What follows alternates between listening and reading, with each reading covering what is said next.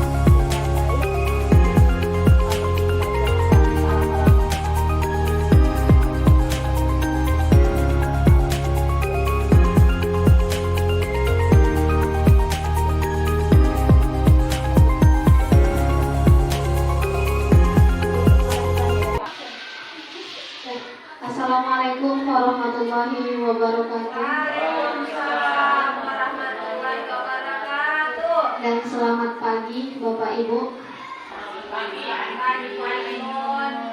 Puji syukur kita panjatkan kehadirat Allah Subhanahu wa Ta'ala yang mana telah memberikan begitu banyak nikmat kepada kita, seperti yang kita rasakan saat ini, yaitu nikmat kesehatan dan kesempatan sehingga kita dapat berkumpul di ruangan yang berbahagia ini. Tak lupa pula selawat berangkaikan salam sama-sama kita hadiahkan kepada junjungan kita Nabi besar Muhammad Sallallahu Alaihi Wasallam dengan lafaz Allahumma sholli ala sayyidina Muhammad wa ala ali sayyidina Muhammad. Semoga dengan salawat tersebut kita mendapatkan syafaatnya di hari kemudian kelak. Amin, amin, amin ya rabbal alamin. Pertama-tama saya ucapkan terima kasih kepada Bapak Ibu, kepada Bapak Kepala Sekolah yang telah menyempatkan dan meluangkan waktu untuk berhadir di acara bincang-bincang atau berbagi ilmu. Yang saya hormati Bapak Kepala Sekolah SD 12 Rantau Selatan, dan yang saya hormati rekan-rekan guru, teman sejawat yang berhadir dalam ruangan ini. Nah, di sini mungkin Bapak Ibu bertanya, untuk apa sih kami disuruh datang ke ruangan ini? Nah, di sini saya sampaikan, di sini saya ingin mensosialisasikan kepada Bapak Ibu terkait hal-hal atau ilmu yang saya dapatkan ketika mengikuti program guru penggerak. Nah, kegiatan ini sesuai dengan isi modul kami di modul 1, modul 1.4, yaitu budaya positif. Nah, Bapak Ibu, untuk beberapa bulan ini kami sudah mempelajari di modul 1 yang terdiri dari 4 bagian, yaitu modul 1.1, 1.2, 1.3, dan terakhir di modul 1 ini adalah modul 1.4 yang membahas tentang budaya positif. Nah, di sini kita ingin berbagi ya Bapak Ibu, tidak menggurui Bapak Ibu, karena terkait dengan budaya positif tentunya kita sudah tahu dan sudah kita jalankan sedikit banyaknya. Namun di sini mungkin akan lebih menambah pengetahuan kita. Ya Bapak Ibu ya, oke. Lanjut, next budaya positif. Nah, di sini ada saya buat contoh beberapa dari budaya positif yang sudah kita terapkan di sekolah ya Bapak Ibu. Nah, salah satunya yaitu yang pertama yaitu budaya 5S. Kemudian yang kedua yaitu kebiasaan literasi, dan yang ketiga mengikuti upacara bendera, dan yang keempat yaitu melaksanakan tugas, dan yang kelima kebersihan sekolah. Nah, Bapak Ibu, tentunya Bapak Ibu sudah pernah kita alami semua ya, semua sudah kita lakukan di sekolah kita. Nah, budaya positif yang saya tampilkan di depan ini itu masih sebagian. Nah, mungkin masih banyak lagi yang sudah kita pernah laksanakan di sekolah kita. Oke. Memahami peran kita sebagai seorang guru. Nah, Bapak Ibu, peran kita sebagai seorang guru sangatlah penting untuk membangun budaya positif. Ya sudah pasti ya Bapak Ibu, yaitu dengan cara menerapkan disiplin positif di sekolah agar terwujudnya sekolah yang memiliki nilai-nilai kebajikan seperti yang terdapat dalam profil pelajar Pancasila. Nah, anak-anak pun mungkin sudah kita ajarin ya Bapak Ibu ya, yaitu ada lagunya. Nah, dengan lagu tersebut mereka pun dengan gampangnya mengingat apa aja sih bagian-bagian dari profil pelajar Pancasila. Nah, itulah yang dimaksud dengan nilai-nilai kebajikan ketika kita sudah membiasakan budaya positif di sekolah kita ini. Apakah Anda setuju dengan pertanyaan ini? Nah, ini Bapak Ibu ada 3 pertanyaan ya. Yang pertama, mendisiplinkan anak dengan hukuman. Nah, anak harus dipaksa dulu agar terbiasa. Kemudian yang kedua, pemberian hukuman dengan hal positif dapat meningkatkan disiplin positif. Dan yang ketiga, pemberian penghargaan dapat meningkatkan motivasi belajar anak. Nah, kira-kira Bapak Ibu, apakah Bapak Ibu setuju dengan 3 pernyataan ini? Nah, mungkin Bapak Ibu ada yang mau menyampaikan pendapatnya. Kira-kira ada Bapak Ibu? Untuk poin pertama, mendisiplinkan anak dengan hukuman, setuju nggak kira-kira Bapak Ibu? Nah, itu yang kita inginkan. Kira-kira Bapak Ibu setuju mendisiplinkan anak dengan hukuman? Misalnya, kalau kita menyuruh anak, ini kan ada PR, besok siapa yang tak mengerjakan PR, ibu hukum, berdiri di lapangan. Nah, setuju nggak kira-kira Bapak Ibu seperti itu? Nah, dengan ada hukuman itu tadi, si anak tadi ada rasa terpaksa untuk melaksanakannya, bukan dari dirinya sendiri, tidak tergerak dari dirinya sendiri. Ada paksaan. Ada yang mau mengutarakan pendapatnya Bapak Ibu? Oke, yang pertanyaan kedua, pemberian hukuman dengan hal positif dapat meningkatkan disiplin anak. Misalnya, pemberian hukuman ketika anak tidak mengerjakan PR. Kita buat, oke, karena kamu tidak mengerjakan PR, nanti silakan bersihkan kelas kita ini ya. Itu positif kan? Positif kan? Ada kebaikan untuk kita semua di kelasnya. Kemudian yang ketiga, pemberian penghargaan dapat meningkatkan motivasi belajar anak. Nah, mungkin ini ada di beberapa orang guru, salah satunya kita atau siapa gitu ya kan. Nah, ketika kita memberikan tugas, oke, siapa yang bisa melaksanakan, siapa yang bisa mengerjakan tugas yang ini akan ibu kasih ini. Nah, gitu ya kan, ada imbalannya, ada reward dari guru tersebut. Tapi hal itu ada tidak baiknya juga Bapak Ibu. Ya belum tentu semua guru bisa melaksanakan seperti itu. Misalnya dalam kelas, ya kan itu ada guru yang masuk ke kelas bukan cuma wali kelas. Ada dia guru mata pelajaran agama, ada juga mata pelajaran PTK. Ya kan, jadi ketika bersama guru yang lain tidak menerapkan hal yang seperti tadi, pemberian penghargaan, otomatis si anak tadi akan bermalas-malasan juga, tidak termotivasi dia belajarnya. Nah, oke Bapak Ibu, jadi ketiga ini ada dampak baiknya juga ada dampak negatifnya ya. Oke. Nah, membahas tentang budaya positif diawali dengan perubahan paradigma, stimulus, respon, dan teori kontrol. Nah, oke Bapak Ibu, di sini ada teori stimulus respon dan teori kontrol. Nah, teori stimulus respon, ketika perilaku buruk dilihat sebagai suatu kesalahan. Ya tentunya kita kadang berpikir seperti itu ya Bapak Ibu, anak berbuat yang buruk, kita anggap itu salah. Tapi pada teori kontrol, semua perilaku itu memiliki tujuan. Dia berperilaku seperti itu mungkin ada tujuannya. Apakah ada salah satu kebutuhan yang tidak terpenuhi? Ya kan? Nah, kemudian yang kedua, anak yang melakukan kesalahan akan dinilai buruk, nakal, dan sebagainya. Nah, ketika pada teori kontrol, semua perilaku memiliki tujuan dan ada alasan juga, dikarenakan salah satu kebutuhannya juga tidak terpenuhi.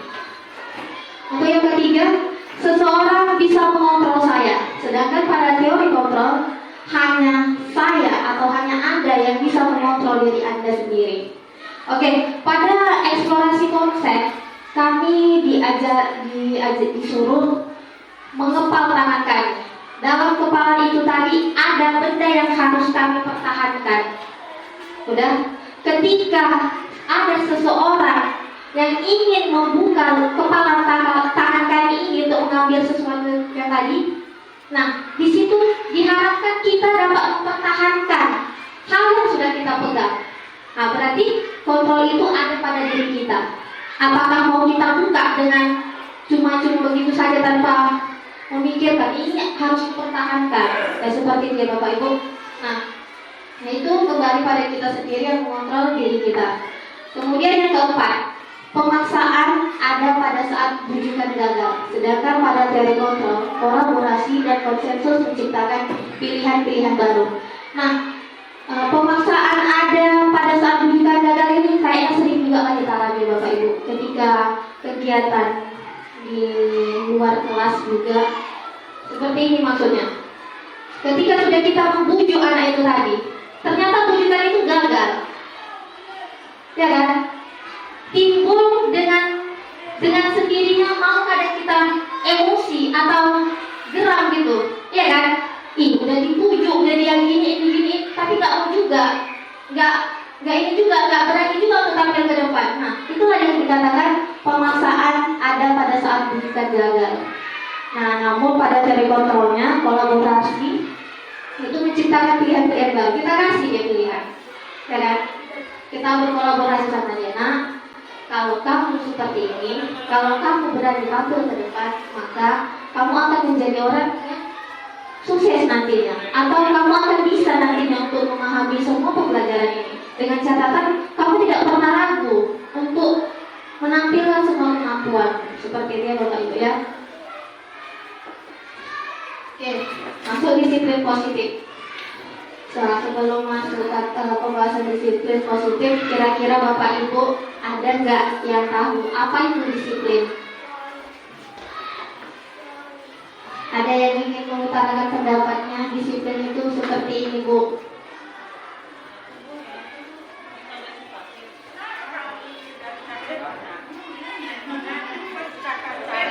Silakan Bu Nurjana.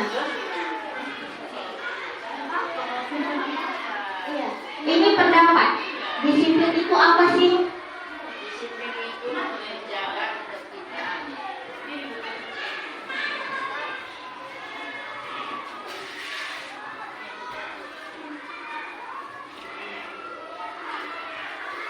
Iya, akan saya coba menjawab. Disiplin itu adalah untuk menjaga peraturan ataupun ketertiban sehingga terlihatlah anak-anak yang disiplin. Ya, terima kasih kepada Ibu Nur Febraida yang telah menyampaikan pendapatnya. Kira-kira ada nggak lagi Bapak Ibu yang ingin berpendapat disiplin itu apa sih? Oke. Nah, di sini disiplin yang kita bahas adalah disiplin positif. Nah, disiplin positif merupakan suatu cara penerapan disiplin tanpa kekerasan dan ancaman yang dalam praktiknya melibatkan komunikasi tentang perilaku yang efektif antara guru dan siswa atau orang tua dan anak. Nah, pada disiplin positif, siswa diajarkan untuk memahami konsekuensi dari perilaku mereka. Dan disiplin positif juga mengajarkan siswa untuk bertanggung jawab serta rasa hormat dalam berinteraksi dengan lingkungannya. Oke. Nah, kita masuk ke nilai-nilai kebajikan universal. Nilai-nilai kebajikan adalah sifat-sifat positif manusia yang merupakan tujuan mulia yang ingin dicapai setiap individu. Salah satunya adalah nilai-nilai kebajikan yang ingin dicapai oleh setiap anak Indonesia yang kita kenal dengan profil pelajar Pancasila. Nah, Bapak Ibu, ini adalah profil pelajar Pancasila. Yang pertama, beriman, bertakwa kepada Tuhan Yang Maha Esa dan berakhlak mulia, mandiri, bernalar kritis, berkebinekaan global, bergotong royong, dan kreatif. Jadi Bapak Ibu, apabila budaya positif sudah kita terapkan di sekolah ini, tentunya profil pelajar Pancasila ini akan bisa kita terapkan di sekolah kita. Oke, teori motivasi dan hukuman dan penghargaan. Nah, di sini ada 3 teori motivasi perilaku manusia. Yang pertama, untuk menghindari ketidaknyamanan atau hukuman. Ini adalah tingkat terendah dari motivasi perilaku manusia. Biasanya, orang yang motivasi perilakunya untuk menghindari hukuman atau ketidaknyamanan akan bertanya apa yang akan terjadi apabila saya tidak melakukannya. Nah, Bapak Ibu, motivasi ini adalah bersifat eksternal. Dan yang kedua, untuk mendapatkan imbalan atau penghargaan dari orang lain. Nah, satu tingkat di atas motivasi yang pertama ya Bapak Ibu. Di sini orang berperilaku untuk mendapatkan imbalan atau penghargaan dari orang lain. Orang dengan motivasi ini akan bertanya, apa yang akan saya dapatkan apabila saya melakukannya? Jadi ada imbalan. Ketika dia melakukan sesuatu harus ada yang dia dapat. Ya kan Bapak Ibu? Nah ini juga termasuk motivasi yang bersifat eksternal. Dan yang ketiga, untuk menjadi orang yang mereka inginkan dan menghargai diri sendiri dengan nilai-nilai yang mereka percayai.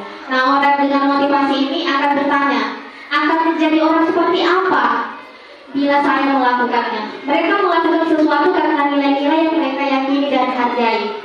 Ini adalah motivasi yang akan membuat seseorang memilih disiplin positif.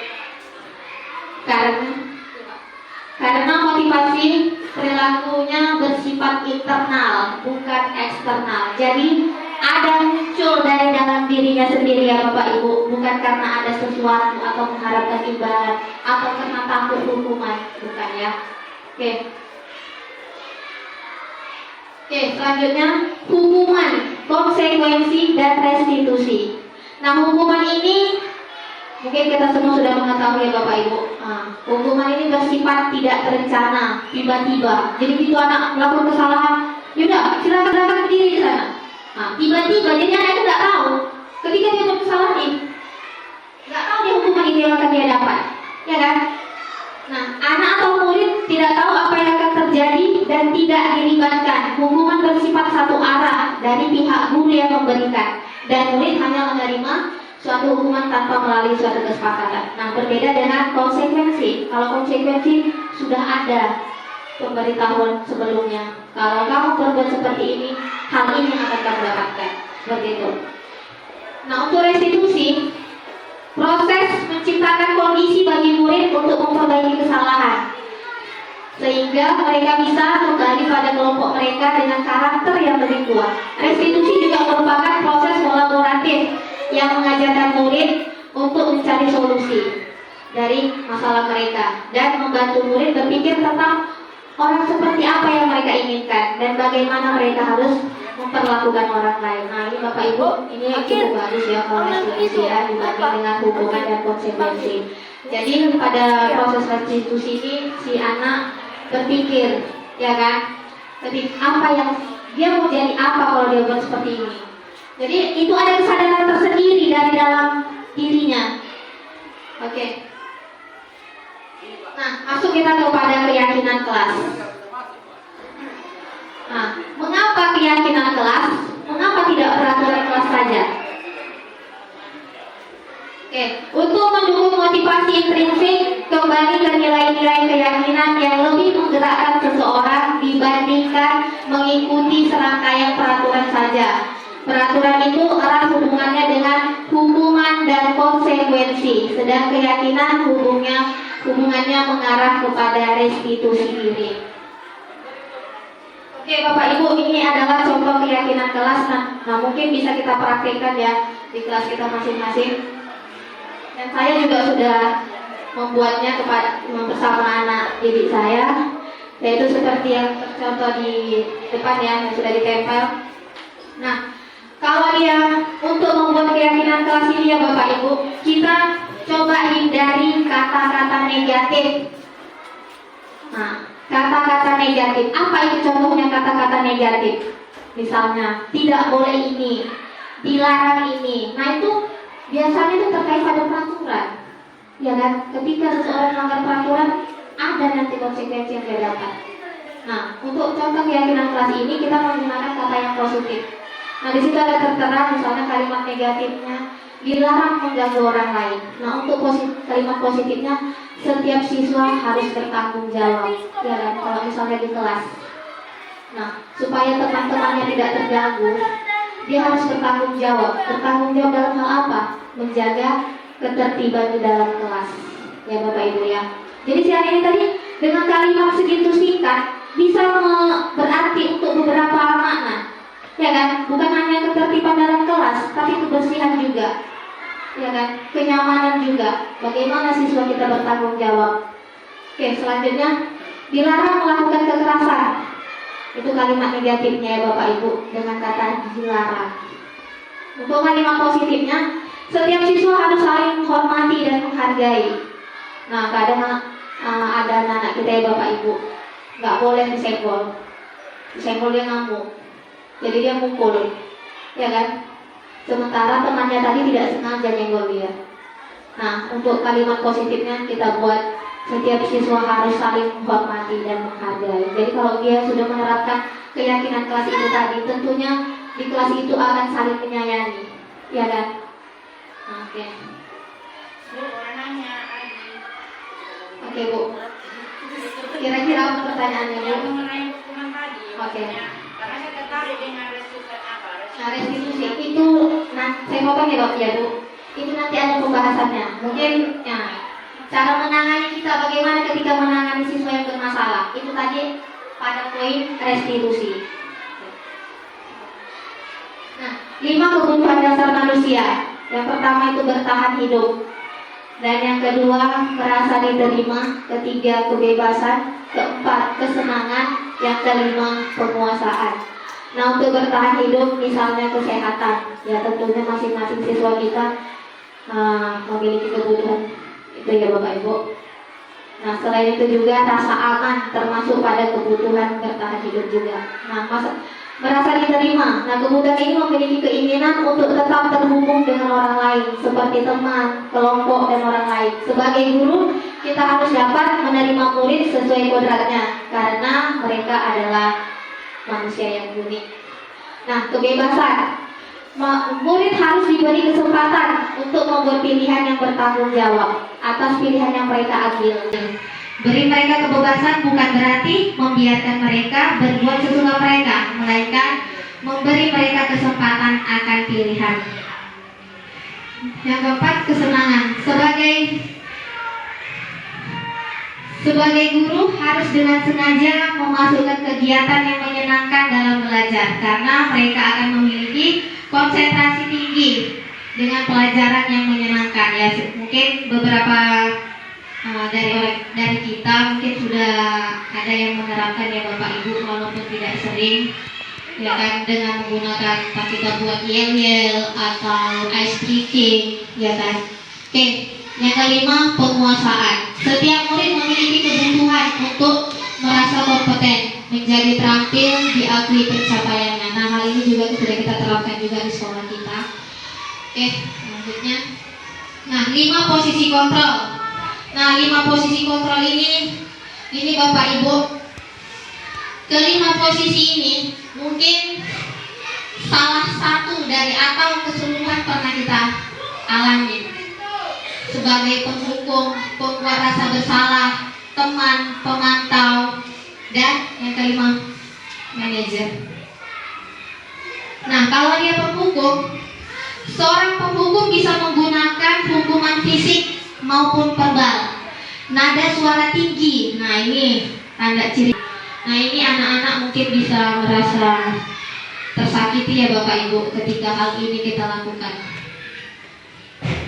Kemudian yang kedua, yaitu pembuat rasa bersalah. Nah, mungkin ada guru yang seperti ini, dan Bapak Ibu, karena yang poin 1 saya juga pernah mengalami juga sebagai penghukum, dan poin kedua juga pernah saya lakukan. Ya, pada posisi ini biasanya guru akan bersuara lebih lembut.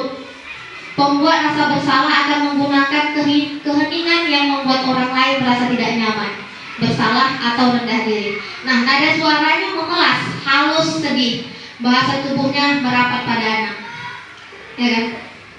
Nah, itu pembuat merasa bersalah. Oke, yang ketiga, teman. Guru pada posisi ini tidak akan menyakiti murid, namun akan tetap berupaya mengontrol murid melalui persuasi. Posisi teman pada guru bisa berdampak negatif atau positif ya Bapak Ibu. Nah, nada suaranya ramah, akrab, dan bercanda. Bahasa tubuh merapat pada murid, mata, dan senyum jenaka. Nah, ini kadang makanya dikatakan ada sisi negatif dan positifnya. Kadang kalau kita sebagai murid, sebagai guru sama murid, kita berupaya menjadi teman, tentunya hal tersebut akan ada nanti yang kita temui sisi negatifnya. Ya, mungkin murid akan terlalu manja ya Bapak Ibu ya, akan terlalu manja ketika guru yang lain menegur atau apa segala macam, dia tidak akan memperdulikan. Buat kesalahan, dilihatnya, oh kamu melanggar peraturan yang ini, dipantaunya terus. Ya kan Bapak Ibu? Nah, untuk yang kelima yaitu manajer. Nah, posisi inilah seharusnya yang harus kita miliki sebagai seorang guru ya Bapak Ibu. Di mana posisi ini guru berbuat sesuatu bersama dengan murid, mempersilahkan murid mempertanggungjawabkan perilakunya, mendukung murid agar dapat menemukan solusi atas permasalahannya sendiri. Nah, nada suara tulus, bahasa tubuh tidak kaku dan mendekat pada murid. Nah, posisi manajer ini yang mudah-mudahan bisa kita terapkan ya Bapak Ibu kepada siswa-siswa kita. Yang pertama itu menstabilkan identitas, yang kedua validasi tindakan yang salah, dan yang ketiga menanyakan keyakinan. Jadi Bapak Ibu, saya juga sudah perhatikan atau saya inginkan yang saya ingat pernah saya dengar di antara kita ketika ada siswa yang bermasalah kita panggil ke kantor. Nah, saya ingat kemarin Ibu Marta, Ibu Febri. Nah, kelas apa yang telah kita sepakati yang kamu langgar? Ya, kembali ke keyakinan kelas. Nah, dari situ dia bisa berpikir sendiri, oh iya aku melanggar keyakinan ini. Seharusnya nggak kayak gitu. Jadi timbul ya kan? Timbul jadi inisiatif dari dia untuk memperbaiki dirinya sendiri. Itulah yang termasuk pada tahap menanyakan keyakinan. Kemudian kita tanya lagi, jadi kamu ingin menjadi orang seperti apa? Ya kan? Kalau kamu marah-marah seperti itu, sebenarnya kamu ingin jadi orang seperti apa? Pasti dia berkata, sebenarnya Bu, awak mau ya jadi orang yang sabar, tapi karena diginikan terus sama dia, jadi marah lah awak Bu. Kan itu dia ya kan? Nah, saya sudah terapkan seperti itu Bapak Ibu, yaitu pada dua orang siswa saya, yaitu si Rahma dan si Fatan. Nah, mereka pun ngomongnya kayak gitu. Ada alasan orang, jadi terbuka mereka atas masalah yang mereka inginkan. Jadi kedepannya mereka akan berpikir kembali untuk melakukan kesalahan. Ya mudah-mudahan ya Bapak Ibu peserta didik kita dapat terbiasa dengan budaya positif yang kita ajarkan. Oke. Nah mungkin sekian dan terima kasih ya Bapak Ibu. Atau ada yang ingin bertanya tadi Bu Febri, lupa saya. Ya, sudah bisa tadi saya pahami tentang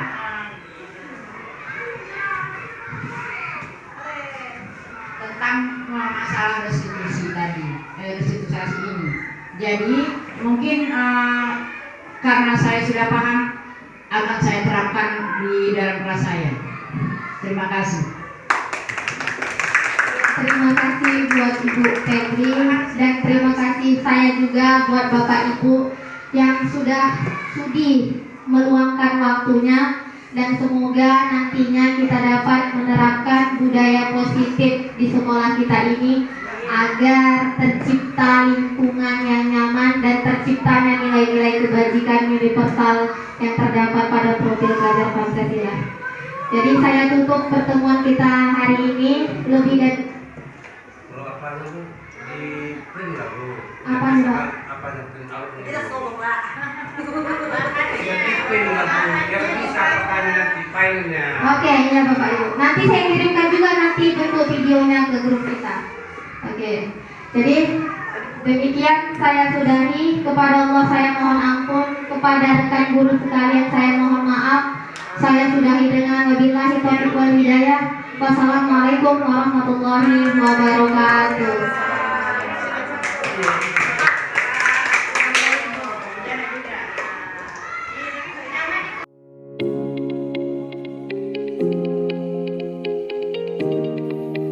Respon dari teman sejawat. Assalamualaikum warahmatullahi wabarakatuh. Perkenalkan, nama saya Nur Febraida, guru kelas 6B di SD 12 Ujung Bandar, Lampung Selatan. Saya telah mengikuti sosialisasi yang dibawakan oleh Ibu Nur Ainun Nasution yang bertemakan budaya positif.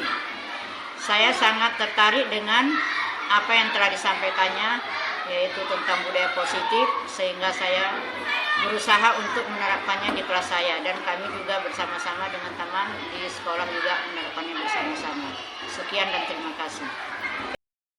Akhir Denarap, setelah saya mengikuti sosialisasi dari Ibu Nur Ainun, bahwasannya saya mengetahui bahwasannya budaya positif merupakan suatu hal yang penting, dan satu lagi intinya atau garis bawahnya saya ambil itu adalah ada peraturan yang harus di garis bawahi dengan kata lain. Ada peraturan yang bisa kita terapkan dengan bahasa yang seobjektif mungkin dan bisa memakai metode yang lainnya. Sekian saya ucapkan. Assalamualaikum warahmatullahi wabarakatuh. Pada aksi nyata budaya positif ini, rencana perbaikan dan pengembangan yang akan saya lakukan di masa mendatang yaitu yang pertama, mengevaluasi keyakinan kelas yang telah dibuat bersama-sama.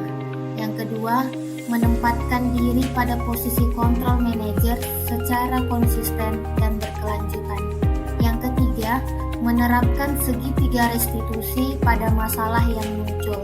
Yang keempat, berkolaborasi dengan semua pihak demi terwujudnya budaya positif.